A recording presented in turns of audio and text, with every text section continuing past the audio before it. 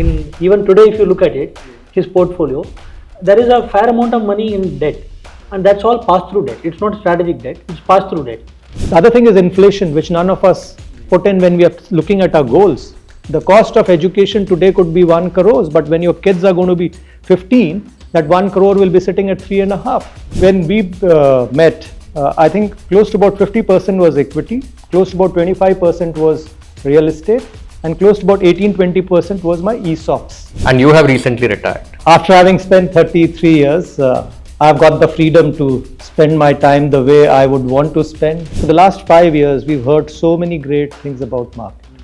If I say my portfolio has given 11%, people say, what? Just 11%?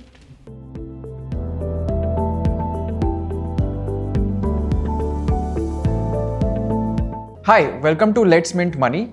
I am Neil Borate, personal finance editor at Mint. This show is all about how regular people create wealth over the long term. And this is in collaboration with Grow Mutual Fund. I'm joined by my colleague, Jash Kriplani. In today's episode, we have with us Dalveer Singh, who has spent nearly 3 decades in the advertising industry and is now looking for quite a life from the hustle and bustle of city as he looks forward to his retirement life. We're also joined by Dalveer's financial advisor, Suresh Sadgopan, who is a SEBI-registered investment advisor and founder of Ladder 7 Wealth Planners. Welcome, Suresh. Thank you.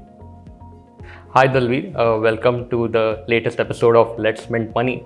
So Dalveer, to start with, we wanted to know a bit about your background, about your family, how many earning members are there in your family and how many dependents are there in your family right now? Jash, thank you for having me on the show. हम लोग तो हम दो हमारे दो family हैं. हम दो is me and my wife Aarti. She is a artist, a naturalist, and she's a freelancer Hindi coach. And हमारे दो are the 2 boys. Aryan, who's the elder one, who's graduated a year back from Stanford, and Jugnu, who's the younger one, who's currently at UBC doing his liberal arts and design. Right. And you have recently retired. And after having spent 33 years, I've got the freedom to spend my time the way I would want to spend. Retirement to me is a very dull word. So I would say freedom to be free to use my time, freedom to financially do what I want to do. Yes, I'm on a sabbatical. Right. And how old you are right now? What's your age? I'm 56 years old. Okay, great. So can you tell us what prompted you to look for a financial advisor and when did your journey start? So my journey in financial planning, it started about 20 years back. The first time was when I was moving to Jakarta and I had to give up my Ogilvy ESOPs, and that amount had to be invested. And that was my first exposure to sort of financial planning as to where do you invest this money. And again, the next one happened when I came back here, and when I was in Jakarta, I saw that, I got introduced to what sort of planning one needs to do to send kids to foreign universities, and you need to build up that corpus. And there again was the need to then have somebody to partner you. So that was my second stint. And How long were you in Jakarta? we were there for 2 years. And then finally, I really got into this deeply with Suresh and his team, which was about 7-8 years back. I would say the first 2 interactions were just sampling of what financial planning is, but really into it in terms of the services and the products was through Suresh and his team. Yeah. So Suresh, at that point, what did it look like from your perspective? What all was in the portfolio and how did you align it? See, one of the primary things when Dalveer had come, his son was already studying abroad at that time. So one of the primary things we had to plan for, we had to plan enough liquidity, because again, I mean, you know how it is. I mean, education abroad is always a costly exercise. I mean, of course, the money was there, but we had to plan it in such a way that it has to be tax efficient and it has to be liquid enough so that we can draw down from that and we can use it. So that was the primary focus. In even today, if you look at it, his portfolio, there is a fair amount of money in debt, and that's all pass-through debt. It's not strategic debt, it's pass-through debt. So yes, I mean, at that time, that is what we were focused on. Sorry, when you say pass-through debt, what do you mean? So, I mean, it can be arbitrage, it can be really short-term funds or those kind of things, which at short notice we can withdraw. Liquid, yeah. The fee payment. And then we also looked at the overall portfolio in terms of whatever PMS or other things. And I mean, I think I mentioned before also, we have no affinity for any particular product. I mean, we are not for or against any particular product. We are focused on what is good from the client point of view. And from that point of view, the data in general is suggesting that mutual funds are doing reasonably well as compared to a PMS. I mean, you can always pull out one PMS and you can always say this is looking good and all that. But I can always pull out a mutual fund and say this is looking better than a PMS. So, see, there is no concentration. You have to compare an average with an average. Yeah, so there is no concentration risk in a mutual fund. And you can actually diversify, and if something is not really doing well, I mean, you can always exit out of that and you can repurpose that to something else, which is a bit difficult in the case of a PMS. So we did some bit of spring cleaning. We also brought in enough money into debt-oriented things for the purposes I was talking about. So his eldest son Aryan was into college, and then at some point in time there was an overlap of something like 1 to 1.5 years. Where the younger son also will be requiring. Right. So at that point in time, we did not know whether Aryan will immediately start doing his post-graduation. So which did not happen that way, very fortunately, but we were very, very focused on ensuring that the education piece will be fine. So, I mean, we were focused on the debt portion a lot more, the liquidity lot more than anything else. Of course, the investment in equity and other things, of course, we had done. But that was in his case at least, it was slightly second priority. Yeah. If you actually ask me as a financial advisor, I'll tell you this much. I mean, we were very worried about this whole thing. Yeah. In spite of the fact that everything was going well. See, the point is, anybody who is above 45 is always vulnerable. Okay, and there is also the ups and downs in the market. I'm not talking about the stock market, I'm talking about the employment market. Okay, so something, if it goes wrong, it's going to be a challenge. You cannot really say, okay, now you have completed 2 years, come back. So it has to go I on. think let me come in there. I think the funds were provided for. Even if the market, even if the job was not there, there were funds for the kids' education and enough funds in the portfolio. Their job was to manage it and to see, like he said, if there was an overlap, and we've not even withdrawn from that fund. So that was the amount of surplus which was put in there that we have not withdrawn from that fund. So I don't think that at any given point we had any fear of missing anything. Right. Dalveer actually was kind of an anchor. I mean, probably the palpitation was from our side. Probably he was rock solid in the way he thought about it. I mean, like he rightly pointed out, there was money. Okay, but ultimately we have to think about not just the kids' education but the future as well. And he had an intention to retire early. So from that point of view, we were very, very focused on providing the liquidity and also putting something aside from the long-term point of view. Yeah, absolutely. And also, if I'm correct, you also have a large, or you back then had a large allocation to real estate. So Suresh, you can also come in and of course, Dalveer, you can also add your 2 bits. How did you manage to bring that lower as part of the overall portfolio and bring in more liquidity?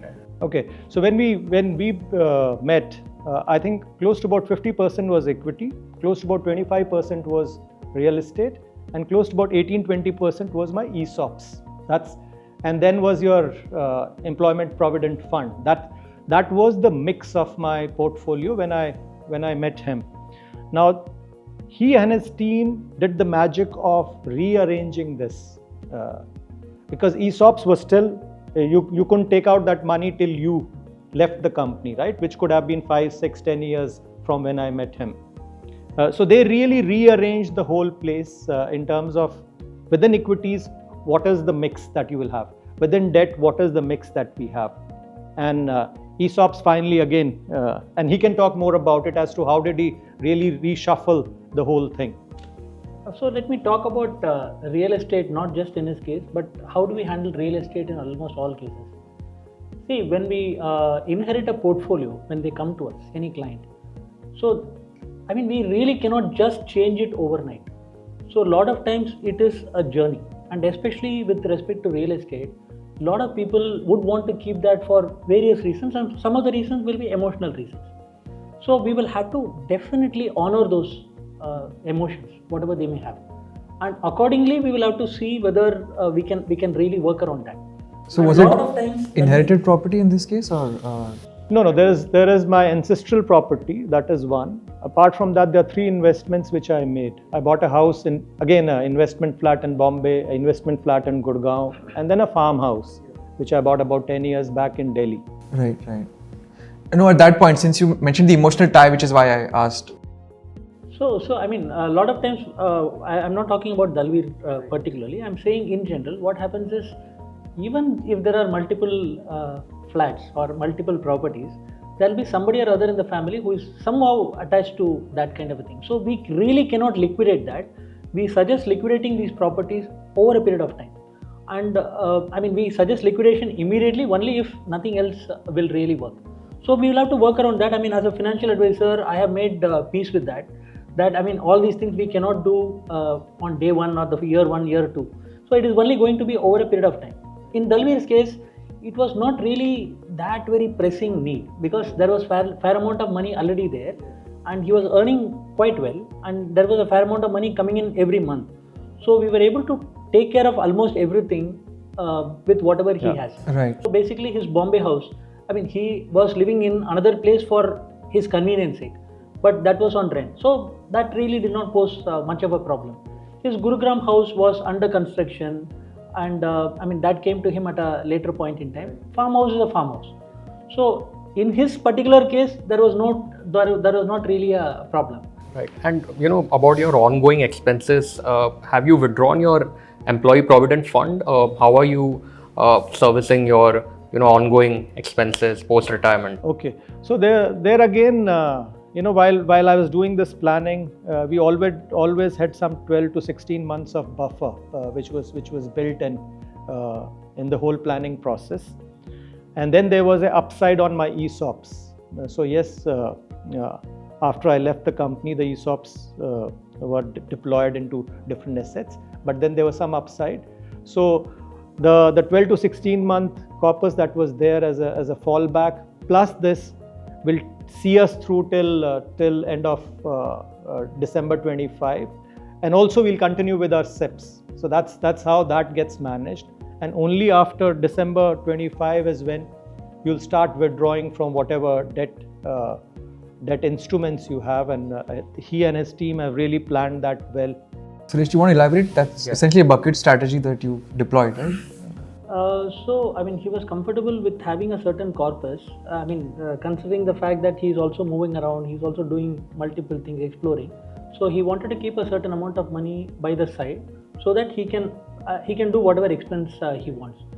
So now what we are thinking about, ultimately at some point in time, this money will be exhausted, and we will have to set up some level of income for him. I mean, that is suitable to him at that particular point. So what we have thought of is that we have already started that process. We have already started setting up some small portion. I mean, we are locking in on the good interest yielding instruments at this point in time. Could you give us some examples of good interest yielding instruments? So we had identified certain bonds and certain debentures and things like that. At a certain point in time, we will also be looking at debt mutual fund, SWP. In spite of the adverse taxation which is there today, SWP taxation ultimately, if you actually look at the effective taxation, will be very low. So these are 2-3 things which we will be using. Going forward, we'll be looking, I mean, he's talking about a really long time now. We are talking about another 15 months down the line. Right. So at that time, we will have to see, or closer to that time, we will have to see what other options are going to be available. Yeah. And based on the requirements at that time, we'll be setting up further. And if we get good opportunities in the interim, I mean, with his consent, we'll be starting to do that well before that time. Right. So basically, next 15 months you provided for through bonds, AAA, I'm assuming. No. that money is also kept aside. There is a fair amount of money which he has kept aside. Right. Okay, and we have also started the process of setting up an income. Not that he wanted, but we wanted to lock in on certain good interest bearing instruments, and that is what we have done for some portion, some small portion of the overall portfolio. We have not invested the whole thing, which we intend to invest over a period of time. Understood. So what is the rough breakup now between assets in the portfolio? So I mean, currently about 46-47% is in equity, about roughly 40% is in debt overall, because there is only one thing is strategic debt, there is one is pass-through debt, which is useful for Jugno's education. Right. And there is also something we have kept aside for setting up an income. Right. So about roughly 40% is in debt, and whatever is there which we have earmarked for this thing, setting up an income, I think that will be good enough. I mean, again, the future is not known. At that point in time, how much expenses may be there, we have to see, because he's still unsettled as far as where he wants to drop anchor.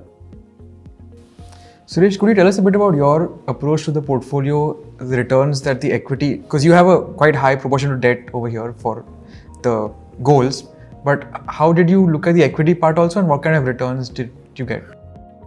So when we talk about the return, we don't look at the overall portfolio returns. We cannot, because it is all a factor of how much equity is there, how much gold or debt is there.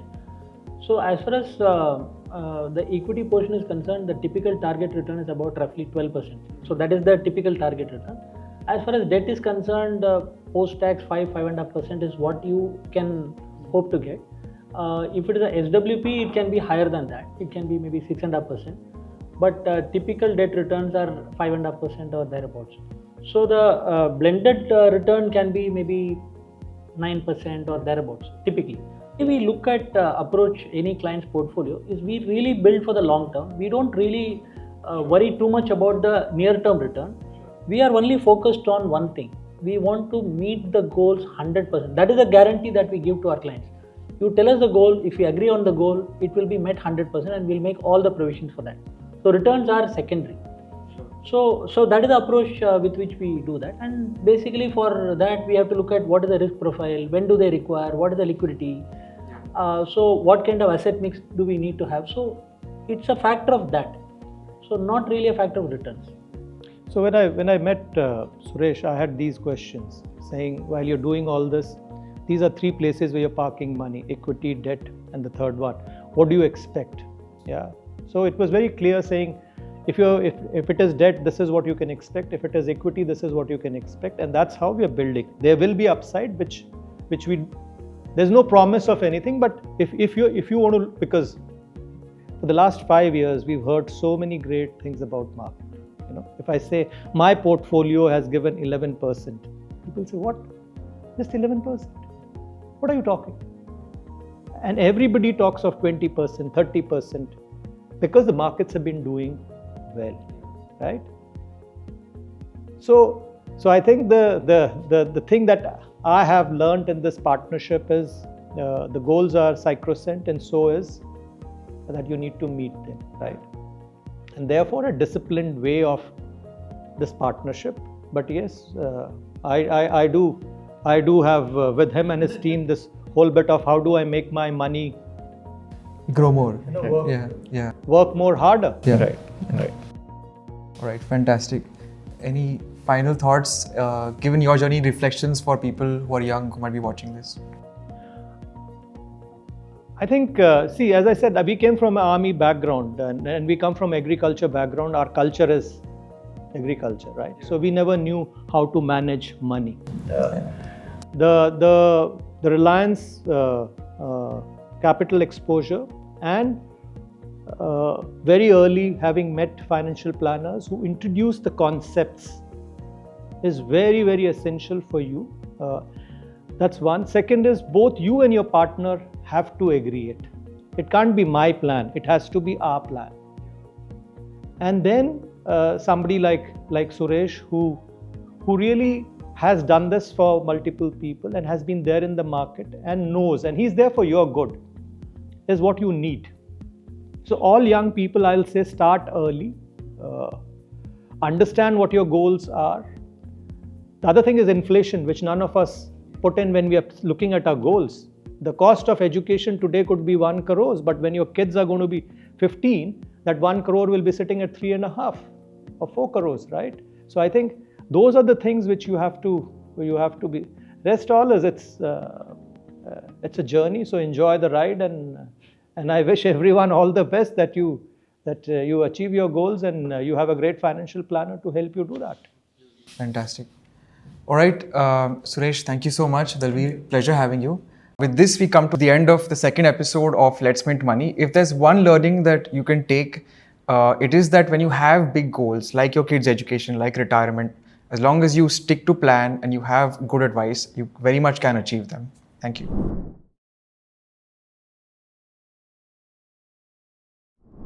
Dalveer Singh's financial journey reflects thoughtful financial planning, particularly in how he managed to fund his son's overseas education and prepare for retirement. With guidance from his financial advisor, he restructured his portfolio to balance equities, debt, and real estate. Now, as he approaches retirement, the focus can shift towards a strategy that balances growth with risk management. For someone in Dalveer's position, debt-free, nearing retirement, and with major expenses behind them, given that there is growth in the Indian market, you could consider increasing equity exposure to around 65 to 70%. A mix of, for instance, large cap and multi-cap equity mutual funds might offer both stability and growth potential. These funds tend to provide relatively stable returns with the opportunity for broad market exposure, helping to capture growth as you approach retirement. To manage risk, keeping 30 to 35% of your portfolio in short-term or dynamic bond funds could provide liquidity and reduce exposure to market volatility. Rather than shifting your portfolio into equities all at once, a systematic transfer plan or STP could be a useful solution. With an STP, you can gradually transfer a portion of your debt investments into equity mutual funds over time. This phased approach reduces the risk of market timing and allows you to benefit from rupee cost averaging, helping you spread the risk. By maintaining a balance between equity for growth and debt for stability and using an STP to transition gradually, you can grow your retirement corpus while managing risk effectively. Remember, regular reviews with a financial advisor can help ensure your investment strategy stays aligned with your evolving financial goals, giving you confidence and clarity as you approach retirement.